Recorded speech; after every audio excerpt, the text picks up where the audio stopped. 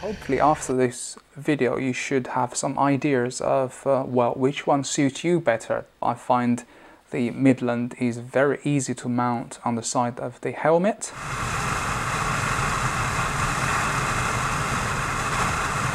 Whereas the GoPro isn't. However, if you were to use a chest mount, the GoPro works a treat.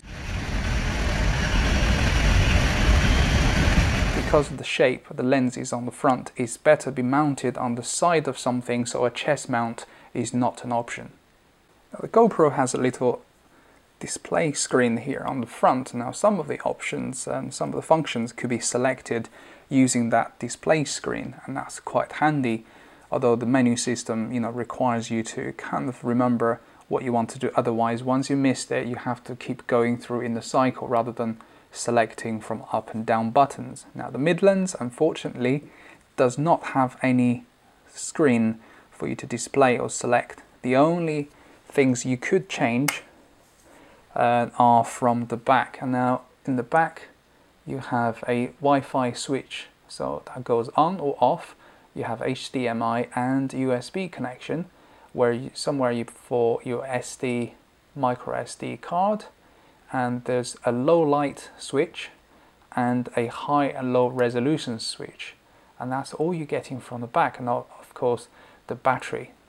Now we're on the topic of the battery. The Midland battery is a slightly bigger one, and well, the advertised battery life on recording is 5 hours. Now you probably have read that the GoPro is only about 2 hours, so that's doubled what the GoPro can do. Now personally, I've not been recording non-stop for 5 hours, but I do think the Midlands has got a much better battery life.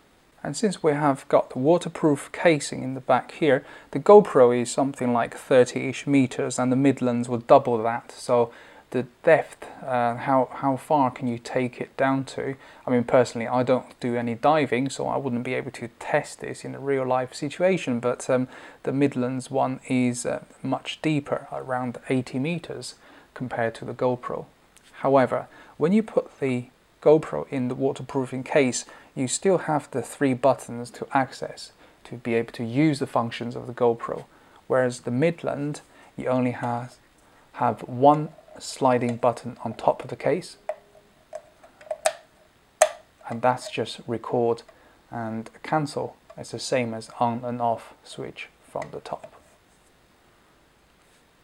So what more can I say about the cases? Well, the GoPro has a range of different mounting options that you can buy either from GoPro or aftermarket ones, and that makes it very much a versatile kind of little camera.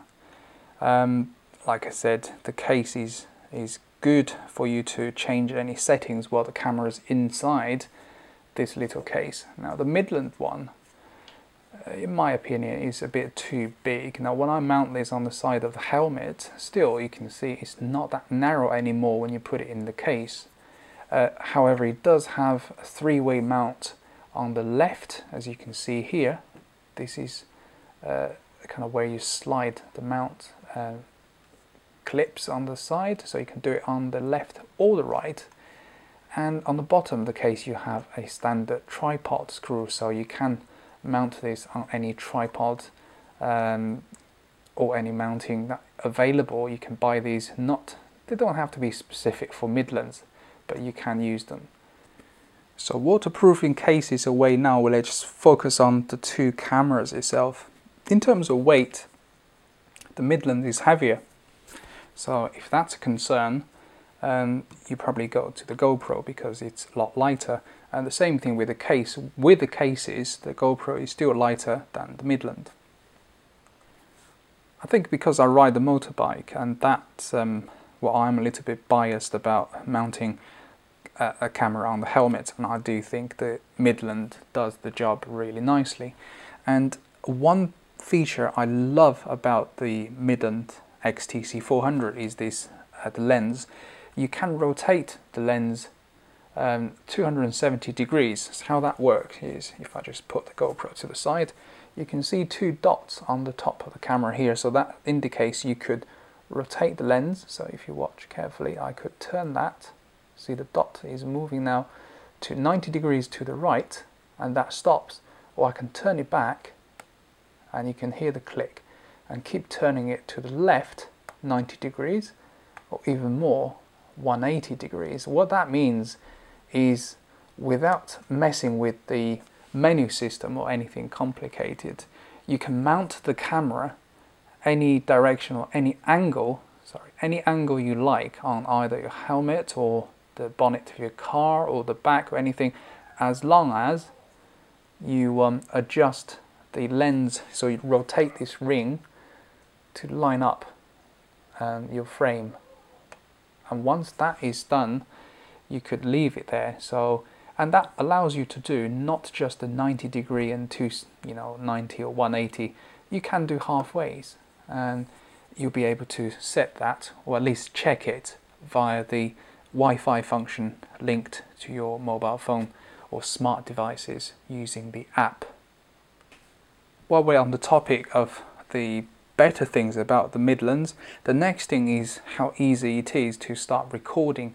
The top switch, so you push it forward, and that starts with the recording straight away.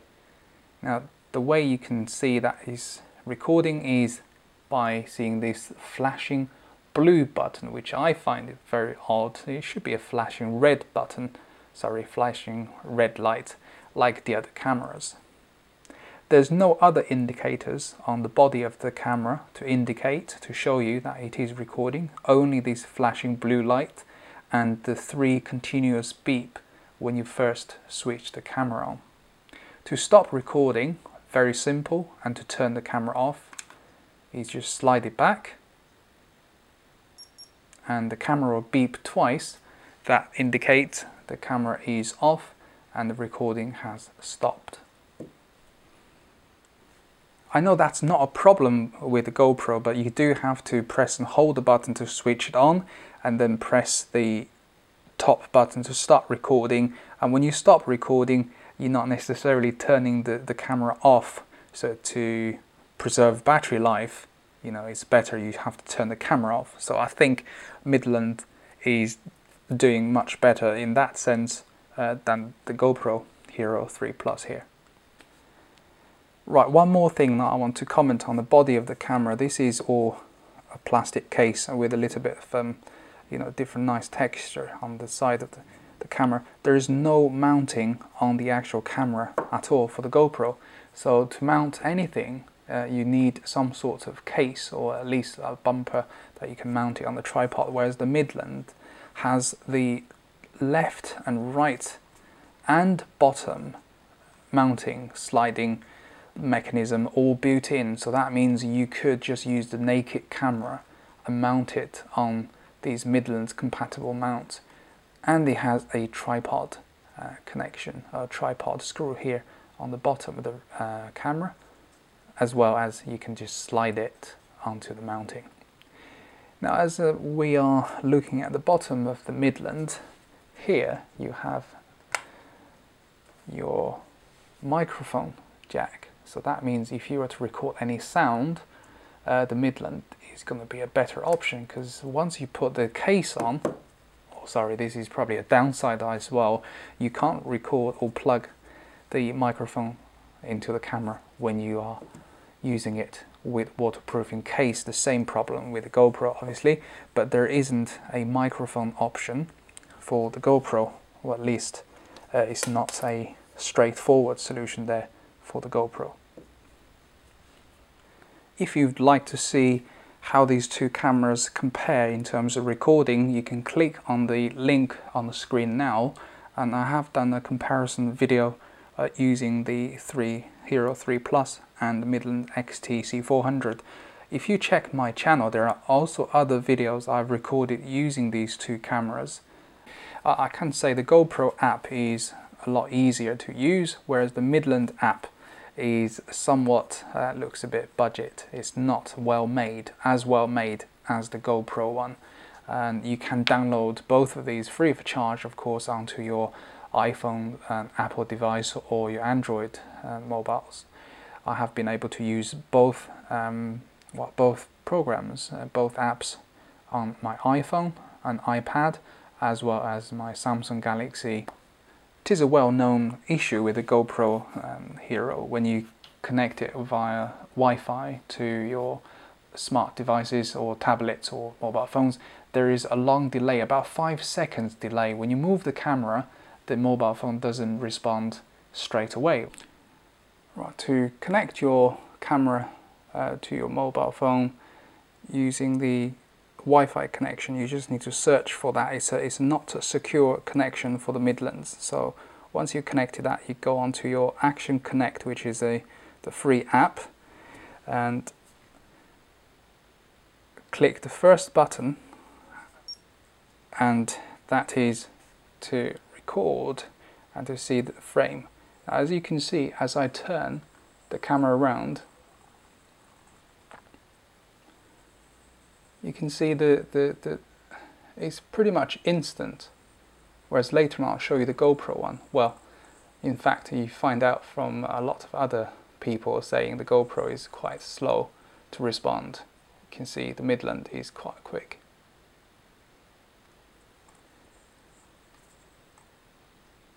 Now, on the same app, you should be able to see, when you connect it, you can see the files that you've been recording on the SD card. Now on this one, now this is the one we've just been recording, so let's go back onto the second one.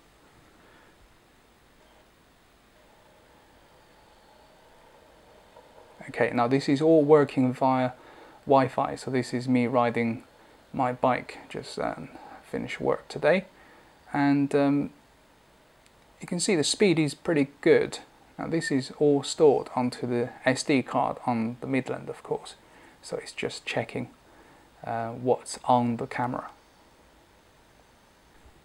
Now if you were to change any setting on the Midland camera, you have to use the Wi-Fi or enable the Wi-Fi and then go into the app and click on the settings button.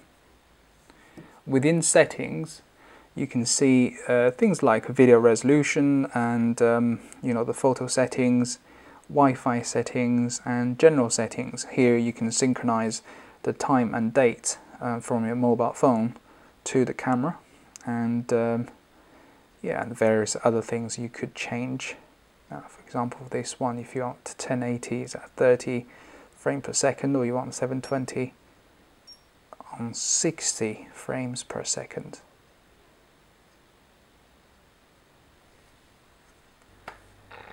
And like I said, there are lots of videos on YouTube you can find out about the GoPro Hero 3 Plus and how the Wi-Fi app works with the camera, so I'm not going to redo it in this video. The purpose is to show you Midlands one, because I haven't seen many people showing the Midlands with the Wi-Fi connectivity and using that app on the mobile phone or smart tablet.